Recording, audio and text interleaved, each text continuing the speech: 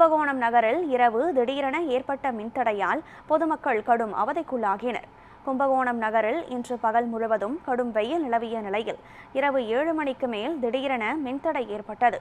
இதனால் வெப்பத்தால் ஏற்கனவே அவதியுற்றிருந்த பொதுமக்கள் மேலும் சிரமத்தை சந்தித்தனர். மின்தடையால் சாலையோர வணிக நிறுவனங்கள் மற்றும் சிறு கடைகளின் வியாபாரமும் பாதிக்கப்பட்டது. நகரின் பல பகுதிகளில் சுமார் 30 நிமிடங்களுக்கு மேலாக மின் விநியோகம் துண்டிக்கப்பட்டிருந்த நிலையில் பின்னர் மின் விநியோகம் மீண்டும் சீரமைக்கப்பட்டு இயல்பு நிலைக்கு திரும்பியது.